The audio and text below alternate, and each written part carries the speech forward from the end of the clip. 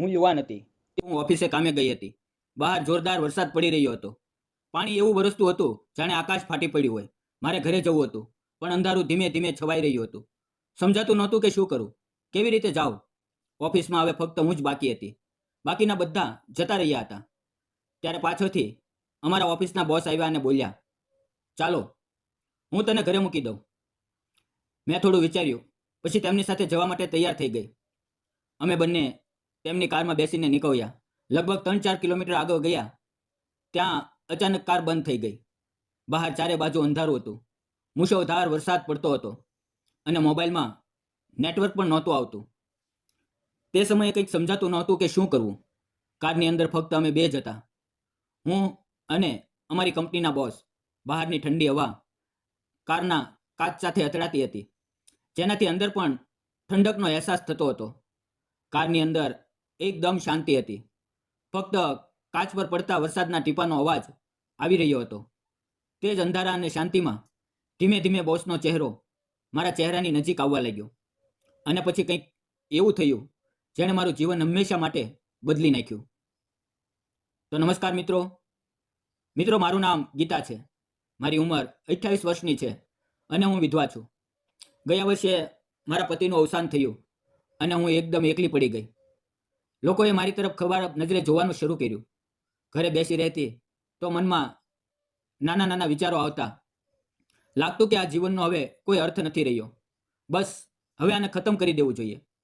પણ પછી વિચાર્યું, જો આમ જ ઘરે બેસી રહીશ તો આવા જ વિચારો આવતા રહેશે અને કદાચ કોઈ દિવસ હું ખરેખર મારો જીવ આપી દઈશ. પણ મારે જીવવું હતું. મારે મારા પગ ઉપર ઊભા રહેવું હતું. હું ગ્રેજ્યુએટ હતી. મારા પતિ સારી નોકરીમાં હતા, એટલે અત્યાર સુધી જીવન આરામથી ચાલતું હતું. હું ફક્ત ઘરનું કામ કરતી, પણ તેમના ગયા પછી પૈસાની તંગી અનુભવવા લાગી અને સમાજની નજરો અને વાતો મારા માટે બોજ બની ગઈ. ત્યારે મેં નક્કી કર્યું કે હું ભણેલી ગણેલી હોવા છતાં ઘરે બેસી નહીં શકું. મેં નિર્ણય કર્યો કે હવે નોકરી કરવી જ પડશે. મારા ઘરથી લગભગ 100 કિલોમીટર દૂર તાલુકાના મુખ્ય મથકે એક મોટી કંપની હતી. ત્યાં મેં અરજી કરી અને થોડા દિવસો પછી મને ઇન્ટરવ્યૂ માટે બોલાવવામાં આવી. તે દિવસે મેં મારી જાતને ખૂબ સુંદર રીતે તૈયાર કરી હતી. ગુલાબી રંગની સાડી અને વાવ ખુલ્લા રાખ્યા અને કપાળ પર નાની બિંદી લગાવી. જ્યારે હું ઓફિસે પહોંચી તો ઓફિસ ખૂબ જ સુંદર રીતે શણગારેલી હતી. તે નાની હતી પણ ખૂબ આકર્ષક લાગતી હતી. મેં કાઉન્ટર પર જઈને કહ્યું કે મારે આજે ઇન્ટરવ્યૂ છે.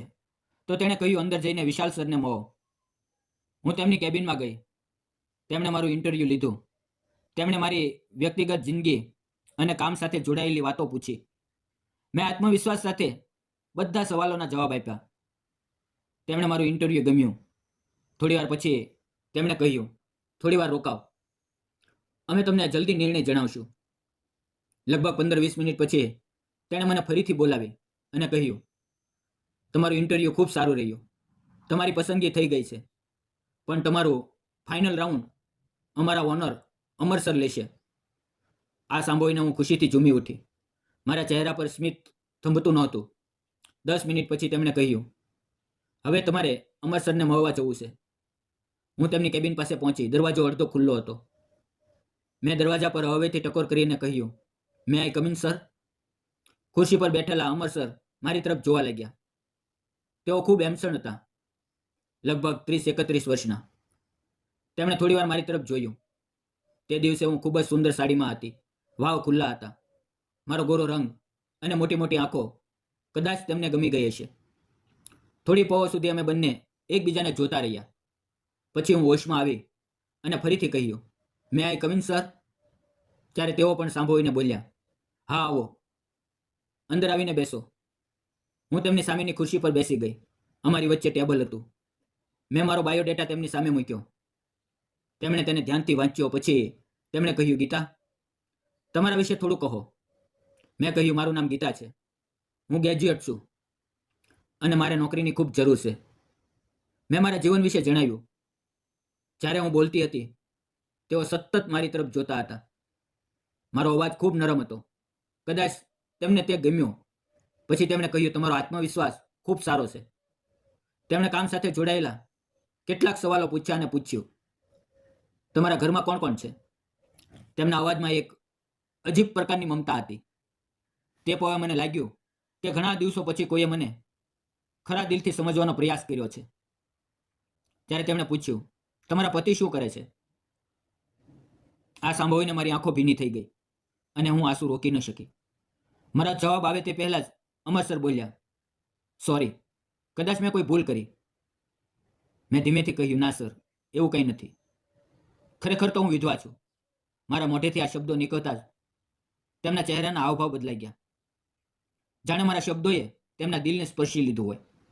મેં આગળ કહ્યું, મારા પતિનું અવસાન થઈ ગયું છે. તેઓ પણ સારી કંપનીમાં કામ કરતા હતા, પણ તેમને હૃદયની બીમારી હતી અને તેમાં જ તેનું મૃત્યુ થયું.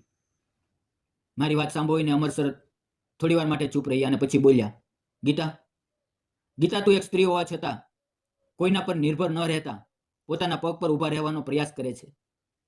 આ ખૂબ મોટી વાત છે. તારા જેટલા વખાણ કરું એટલા ઓછા છે. તેમના આ શબ્દોએ મારા દિલ જીતી લીધું. થોડી વાતચીત પછી તેમણે હાથ આગળ કર્યો અને સ્મિત સાથે કહ્યું, કોંગ્રેચ્યુલેશન, તારી નોકરી ફાઇનલ થઈ ગઈ. તેમના આ શબ્દો સાંભળીને મારી આંખોમાં ખુશીના આંસુ આવી ગયા. મેં પણ તેમનો હાથ પકડ્યો. તેમના મજબૂત અને આત્મવિશ્વાસથી ભરેલા હાથનો સ્પર્શ મારા નાજુક હાથો સાથે થયો અને એવું લાગ્યું જાણે મારો નાનકડો હાથ તેમના મજબૂત હાથમાં ખોવાઈ ગયો. થોડી ક્ષણો સુધી અમારા હાથ એકબીજાના હાથમાં રહ્યા અને અમારી નજરો એકબીજા સાથે અથડાઈ, જાણે તે પવે કંઈક અનોખું બંધન બંધાઈ ગયું હોય. પછી મેં ધીમેથી મારો હાથ પાછો ખેંચી લીધો. તેમણે સ્મિત સાથે કહ્યું, તને 18,000 રૂપિયાનો પગાર મળશે અને જો તારું કામ અમને ગમશે તો 3 મહિના પછી અમે તારો પગાર વધારશું. આ સાંભળીને હું ખુશીથી ઝૂમી ઉઠી. મેં તેમનો ઘણી વખત આભાર માન્યો અને સ્મિત સાથે તેમની કેબિનમાંથી બહાર નીકળી આવી અને ઘરે પહોંચી તો ખુશીથી મન ભરાઈ આવ્યું. મને કોઈની સાથે આ ખુશી વહેંચવાની ઈચ્છા થઈ, પણ મારી પાસે ન પતિ હતો ન સાસુ સસરા. મેં તરત જ મારી મમ્મીને ફોન કર્યો અને તેમને કહ્યું કે મને નોકરી મળી ગઈ છે. તેઓ પણ ખૂબ ખુશ થયા. બીજે દિવસે મારો ઓફિસનો પહેલો દિવસ હતો. હું ખૂબ જલ્દી તૈયાર થઈને ઓફિસે પહોંચી. અમર સરે મને તેમની કેબિનમાં બોલાવી, ફરીથી કોંગ્રેચ્યુલેશન કહ્યું અને મને ઓફિસના બધા સ્ટાફ સાથે મેળવી. મારા ચહેરા પર ખુશી સ્પષ્ટ દેખાતી હતી. હું મારા ટેબલ પર બેસી ગઈ અને મન લગાવીને કામ શરૂ કર્યું. ધીમે ધીમે મેં બધું કામ શીખી લીધું. 5-6 દિવસમાં મને બધું સમજાવવા લાગ્યું. હવે ઓફિસની દિનચર્યા બની ગઈ. અમર સર ક્યારેક ક્યારેક મારી પાસે કામ વિશે પૂછતા અને ક્યારેક અમારી વાતો થોડી વધુ લાંબી ચાલતી. તેઓ હંમેશા મારી સાથે ખૂબ પ્રેમ અને આદરથી વાત કરતા, મારા વિચારોની કદર કરતા. જો હું ક્યારેક પરેશાન દેખાતી તો તેઓ પૂછતા, ગીતા, ગીતા, કોઈ તકલીફ હોય તો કહેજે. આ રીતે 1 મહિનો પસાર થઈ ગયો. મહિનાની પહેલી તારીખે મારા મોબાઈલ પર મેસેજ આવ્યો. મારા ખાતામાં પગાર જમા થઈ ગયો હતો. તે મારા જીવનનો પહેલો પગાર હતો, જેમાં મારી મહેનતથી કમાયો હતો. તે મેસેજ વાંચતા જ મારી આંખોમાંથી આંસુ વહેવા લાગ્યા, પણ તે ખુશીના આંસુ હતા. મને પહેલી વાર લાગ્યું કે મેં મારા પગ પર ઊભા રહેવાનું શરૂ કર્યું છે. હું ઓફિસમાં બીજા લોકો કરતાં વધુ કામ કરતી, બ્રેક પણ ઓછું લેતી. જ્યારે કેટલાક લોકો હંમેશા મોડા આવતા. અમર સર બધા ઉપર નજર રાખતા. એક દિવસ બપોરે લગભગ 4 વાગ્યે તેણે મને તેની કેબિનમાં બોલાવી અને કહ્યું, ગીતા, ચા પીશ? મેં સ્મિત સાથે કહ્યું, ના સર, કામ ચાલી રહ્યું છે. પણ તેમણે આગ્રહ કરીને કહ્યું, ચાલ કેન્ટીનમાં જઈએ, એક કોફી પીએ. મેં થોડો ઇનકાર કર્યો, પણ તેમના આગ્રહથી હું તેમની સાથે ચાલી ગઈ. કેન્ટીન ખૂબ સુંદર રીતે સજાવેલી હતી. દિવાલો પર સુંદર પેઇન્ટિંગ હતી. તેમણે 2 કોફી મંગાવી અને અમે બંને ચૂપચાપ બેઠા. થોડી પહોરની શાંતિ પછી તેમણે મારી તરફ જોઈને કહ્યું, છેલ્લા કેટલાય દિવસથી હું તને ધ્યાનથી જોઈ રહ્યો છું. ઓફિસના બાકીના સ્ટાફ અને તારા કામમાં ઘણો ફરક છે. તું હંમેશા સમયસર આવે છે અને વધુ મહેનત કરે છે. મને તારું કામ ખૂબ ગમ્યું. પછી સ્મિત સાથે બોલ્યા, મેં નક્કી કર્યું છે કે આગલા મહિનાથી તારો પગાર વધારી દઈશ. ખરેખર તો મેં વિચાર્યું હતું કે 3 મહિના પછી વધારીશ, પણ તારું કામ જોઈને મેં નિર્ણય બદલી નાખ્યો. આ મહિનાથી જ તારો પગાર વધી જશે. તેમના આ શબ્દોએ મને ભાવુક કરી દીધી. મારી આંખો ફરીથી ભીની થઈ ગઈ. પણ આ વખતે આંસુ દુઃખના નહીં, ખુશીના હતા. કારણ કે મારી ઓખને કોઈએ પહેલી વાર સાચી રીતે વખાણી હતી. તેણે મારો પગાર સીધો 5,000 રૂપિયા વધારી દીધો. હું ખુશીથી તેમની સામે હાથ જોડીને આભાર માનવા લાગી. પણ તેમણે મારો હાથ પકડી લીધો અને મારી આંખોમાં જોતા રહ્યા. અમે બંને એકબીજાને ચૂપચાપ જોતા રહ્યા. તે પવે કંઈક અલગ જ અહેસાસ હતો, જાણે મારી ખુશી તેમના ચહેરા પર ઝલકી રહી હોય. પછી અમે બંને અમારા કામમાં પાછા ફરી ગયા. હવે ઋતુ બદલાઈ ગઈ હતી. વરસાદ શરૂ થઈ ગયો હતો. ઉનાળાની ગરમી ખતમ થઈ ગઈ હતી અને હવામાં ઠંડક ફેલાઈ ગઈ હતી. મિત્રો, એક સાંજે લગભગ 6 વાગે ઓફિસનો મોટા ભાગનો સ્ટાફ ઘરે જતો રહ્યો હતો. ફક્ત અમર સર તેમની કેબિનમાં કંઈક કામ કરી રહ્યા હતા અને હું પણ નીકળવાની તૈયારીમાં હતી. ત્યારે બહાર જોરદાર વરસાદ શરૂ થઈ ગયો. મેં છત્રી નહોતી લાવી. બહાર મુશળધાર વરસાદ પડતો હતો અને ઠંડી હવા ફૂંકાતી હતી. ઓફિસથી બસ સ્ટેન્ડ લગભગ 1 કિલોમીટર દૂર હતું અને ત્યાં સુધી જવું તે પણ પગપાળા ખૂબ મુશ્કેલ હતું. એટલે હું દરવાજા પાસે ઊભી રહીને વરસાદ બંધ થવાની રાહ જોવા લાગી. વરસાદના ઠંડા ટીપા જોઈને મને બાળપણની યાદો આવવા લાગી. મેં એક હાથ બહાર કાઢ્યો અને તે ટીપાને મારી હથેળી પર પડવા દીધા. તે ઠંડા ટીપા મારા શરીરમાં જાણે ધુજારી પેદા કરતા હતા. હું તે સમયનો પવનનો આનંદ માણી રહી હતી. મારા બંને હાથ વરસાદથી ભીંજાઈ ગયા હતા. મેં વિચાર્યું કે હવે હાથ લૂછી લો. એટલે હું પાછો ફરી. પણ પાછો ફરતા જોયું કે અમર સર મારી બરાબર પાછળ ઊભા હતા, ખૂબ નજીક. હું ફરી ત્યાં તો અમે એટલા નજીક હતા કે હું તેમની સાથે અથડાઈ ગઈ. મેં મારી જાતને સંભાળી અને તે પવે અમારી આંખો ટકરાઈ. થોડી સેકન્ડ માટે સમય જાણે થંભી ગયો. પછી હું શરમાથી એક બાજુ ખસી ગઈ અને ખૂણામાં ઊભી રહી. અમર સરે સ્મિત સાથે પૂછ્યું, અત્યાર સુધી ગઈ નથી? મેં કહ્યું, બહાર વરસાદ થઈ રહ્યો છે અને સર, હું છત્રી નથી લાવી. વરસાદ થોડો બંધ થાય તો જઈશ.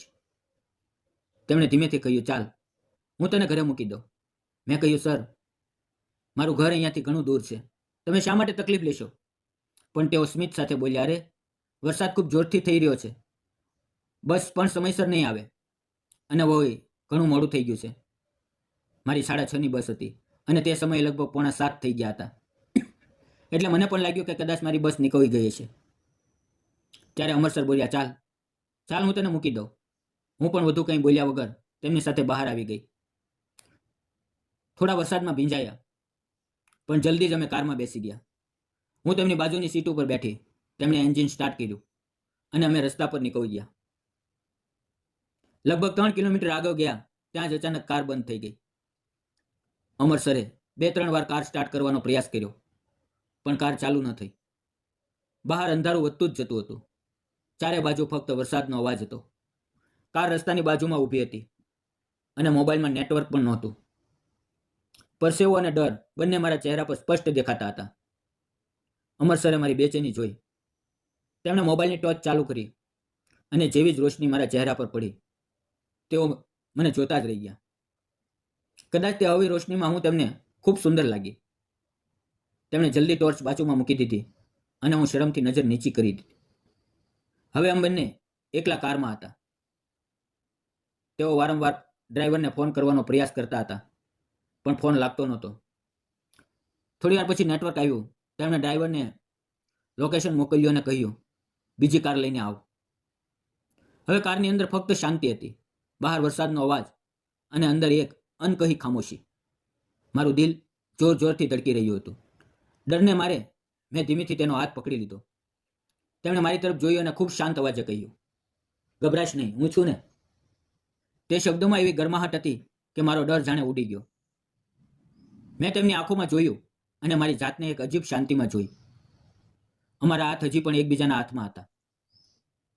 કારની અંદર હળવી રોશની હતી, પણ બહારનું અંધારું અમારી વચ્ચે એક અજાણ્યો સુકૂન પેદા કરી રહ્યું હતું. થોડી વાર પછી અચાનક હોર્નનો અવાજ આવ્યો અને અમે બંને જાણે હોશમાં આવ્યા. અમર સરે કાચ નીચે કર્યો તો ડ્રાઈવર બીજી કાર બાજુમાં ઊભી હતી. અમે બંનેએ પોતપોતાને સંભાળ્યા અને તે કારમાં જઈને બેસી ગયા. તે રાત્રે તેમણે મને મારા ઘર સુધી મૂકી, પણ તે રાત્રે હું ઊંઘી ન શકી. વારંવાર તે જ પવો, તે જ વરસાદ, તે જ ચુંબન મારા મનમાં ઘૂમતા રહ્યા. બીજે દિવસે સવારે હું ઓફિસે પહોંચી, પણ થોડા દિવસો સુધી મેં તેમની સાથે વધુ વાત ન કરી. તેઓ મારી પાસે કંઈક પૂછતા, હાલચાલ લેતા, પણ હું ફક્ત સ્મિત આપી દેતી. આખરે એક દિવસ તેમણે મને તેમની કેબિનમાં બોલાવી. હું ચૂપચાપ ઊભી રહી. તેણે મારો નાજુક હાથ પોતાના હાથમાં લીધો, મારી આંખોમાં જોયું અને કહ્યું, ગીતા, તું મને ખૂબ ગમે છે, સાચે જ ખૂબ ગમે છે. મને તારી સાથે પ્રેમ છે. શું તું મારી સાથે લગ્ન કરીશ? તેમના શબ્દો સાંભળીને મારી આંખોમાંથી આંસુ વહેવા લાગ્યા. હું આશ્ચર્યથી તેમના ગળે લાગી ગઈ. તેમણે મને સુસ્તપણે પોતાની બાહોમાં ભરી લીધી અને મારા માથા પર હાથ ફેરવવા લાગ્યા. તે પળ મારા જીવનની સૌથી સુકૂનભરી પળ હતી. થોડા દિવસોમાં અમારો સંબંધ વધુ ગાઢ થયો અને 2 મહિના પછી અમે લગ્ન કરી લીધા. આજે હું અને અમર સર ખૂબ ખુશ છીએ. એકબીજા સાથે નવું જીવન જીવી રહ્યા છીએ. મિત્રો, તમને શું લાગે છે? અમારું એકબીજા સાથે લગ્ન કરવાનો નિર્ણય સાચો હતો કે ખોટો? તમારો અભિપ્રાય કોમેન્ટમાં જરૂર જણાવજો. મિત્રો, જીવન ભલે ગમે તેટલું મુશ્કેલ લાગે, જો માણસ હિંમત રાખે તો હંમેશા નવી શરૂઆત કરી શકે છે. ગીતા જેવી સ્ત્રીઓ આપણને શીખવે છે કે સાચો પ્રેમ તે જ છે જે આપણને જીવવાનું શીખવે, પોતાના પર ભરોસો રાખવાનું શીખવે. એટલે ક્યારેય હાર ન માનો, કારણ કે ક્યારેક જીવન ત્યારે જ ખીલે છે જ્યારે આપણે પૂરેપૂરા તૂટી ગયા હોઈએ. જો તમને મારી અને અમરની આ પ્રેમ કથા ગમી હોય તો આ વાર્તાને લાઈક, શેર અને સબસ્ક્રાઇબ કરવાનું ભૂલશો નહીં. ફરી મળશું આવતીકાલે એક નવી વાર્તાની અંદર. ત્યાં સુધી આવજો. વિડીયોમાં આવેલા નામ, પાત્ર અને ઘટના ફક્ત કાલ્પનિક હતા. તેનો કોઈ પણ વ્યક્તિ, જાતિ કે ધર્મ સાથે સંબંધ નથી. આ વિડીયો માત્ર મનોરંજન માટે બનાવવામાં આવેલો છે. ફરી મળશું મિત્રો આવતીકાલે એક નવી વાર્તાની અંદર. ત્યાં સુધી આવજો. ફરી મળીએ મિત્રો. ત્યાં સુધી તમારો